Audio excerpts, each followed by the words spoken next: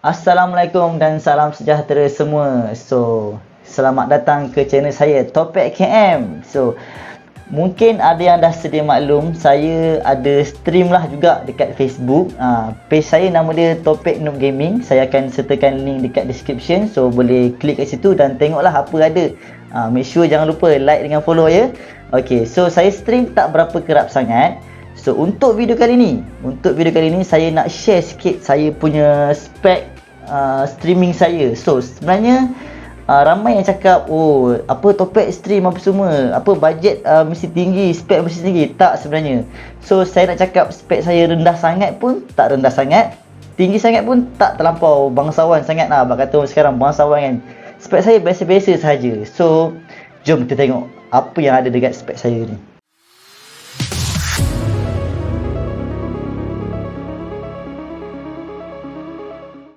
Okey, macam biasalah kalau orang nak tahu pasal spek, dekat sini yang kita akan pergi dulu. So, first kali prosesor yang saya pakai Ryzen 5 2600. So, waktu tu dalam bulan 3 baru ni.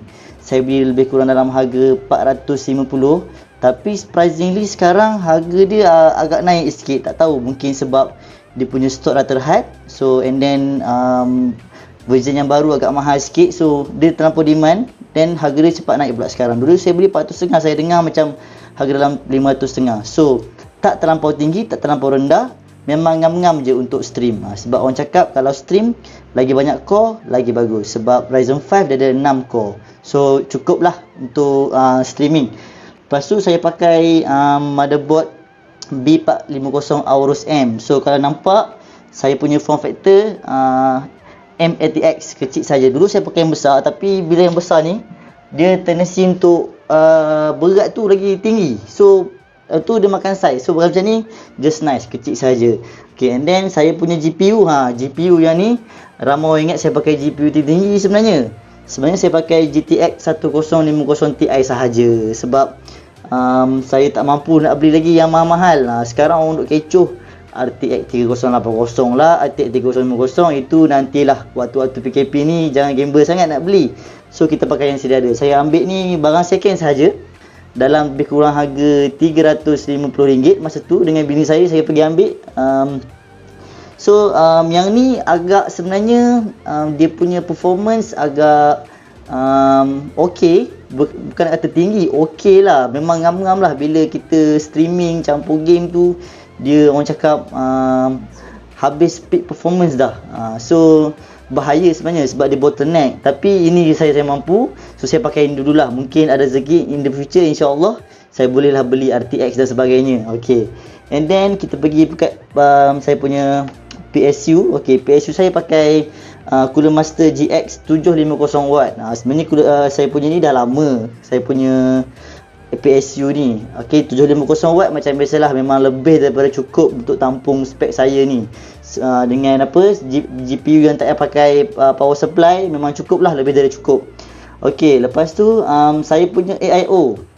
So, cooler CPU saya pakai NZXT-M Kraken. Okey, so NZXT-M ni banyak orang pakai yang 240, tapi saya tak mampu lagi nak beli 240. So saya beli 120mm sahaja. So bestnya NZXT ni, dia salah satu brand yang agak dipercayai.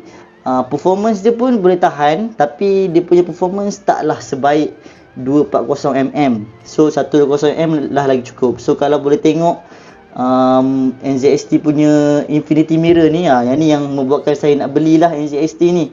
Dia boleh tukar-tukar color, okay, ada software dia, monitor dan sebagainya. So sangat mudah untuk kita pakai. Okey, lepas tu apa lagi ada kat sini? Okey, saya punya kipas. So saya punya kipas ni, saya pakai kipas Aigo.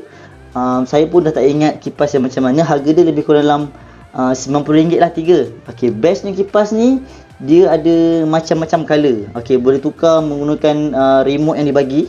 Okey, boleh tekan-tekan ikut macam mana mood yang anda nak lah. Okey, alright. So lepas tu saya pakai RAM XPG DR12. Okay, XPG DR12 ni boleh kata orang cakap RAM yang budget untuk orang cakap apa, RAM RGB yang budget lah untuk gaming sebenarnya. So dia punya heatsink memang nice. Okay, dia ada besi. Kalau boleh tengok kat sini, dia punya ada RGB juga. So nampak macam yang rear jugalah sebenarnya. So ada tambahan kat sini. Okay, ini yang menarik. So saya beli ni lebih kurang harga RM30. Bestnya benda ni anda boleh letak kat mana-mana sebab dia magnetic. Dia boleh lekat kat sini. Ke mana-mana letak. And then last but not least, casing yang saya pakai ni casing Cougar Gemini M. So memang nice, ada lampu RGB dekat depan, boleh tukar-tukar ikut mana yang kau nak. Saya pun macam biasalah, memang RGB lah. Orang cakap kalau spek gaming sekarang memang RGB, senang cerita. Okay, jom kita pergi dekat benda-benda yang lain pula. Okay, so seterusnya kita balik kepada monitor. Okay, monitor yang saya pakai ni adalah Acer 240YP. Itu nombor siri dia lah.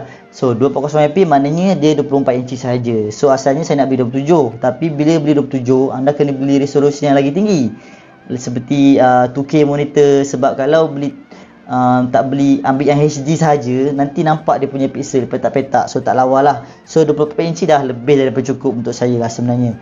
So saya punya main monitor yang ni saya punya second monitor. Second monitor nanti saya cerita. Okay, monitor ni yang bestnya, dia punya harga murah, tapi dia punya performance spek dia agak memberansangkan lah. So first kali dia punya response time 0.1 guys. Biasa response time monitor-monitor yang lebih kurang harga macam tu 1 ms, 2 paling banyak lah.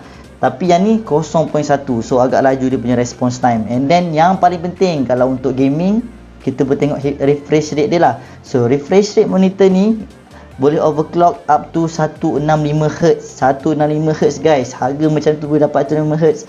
Memang agak nice lah sebenarnya. And then yang paling penting bagi saya, dia adalah pakai panel IPS. So IPS ni, okay, panel monitor ada 3 jenis. Ada TN, ada VA, IPS. So untuk IPS ni dia pentingkan dia punya color vivid, vibrant lah. So satu lagi viewing angle. So daripada kiri kanan semua memang nampak jelas. Okay, alright, untuk second monitor saya, ini monitor murah je. Okay, monitor ni saya pakai sejak saya zaman belajar lagi. Masa tu laptop saya rosak, dia punya screen. So saya beli monitor cucuk, so ada display. So saya pakai HP 17 inci je lah. Ini kalau sedia maklum memang monitor yang lama. So monitor ni saya pakai untuk saya punya stream, untuk saya tengok pakai OBS Studio. Saya pakai OBS Studio untuk tengok lah siapa ada share ke, ada komen ke, apa semua kan. So kalau nak keluar nama, sila like dan follow saya punya page tadi tu. Okay, alright. Okay, untuk another peripherals seperti headphone. So headphone yang saya pakai ni Plantronics RIG berapa saya dah lupa. Okay, so Plantronics ni sebenarnya brand ni famous kat US. Okay, dekat Malaysia ni jarang kita dengar. Kat Malaysia orang selalu pakai SteelSeries, Razer dan sebagainya. So saya pakai Plantronics sebenarnya dulu saya suka main CSGO.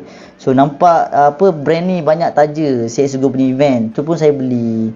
Okay, performance dia agak bagus, tak tinggi sangat spek. Harga dia lebih kurang dalam RM200, so kira okey lah untuk gaming punya. So dia punya audio memang nice.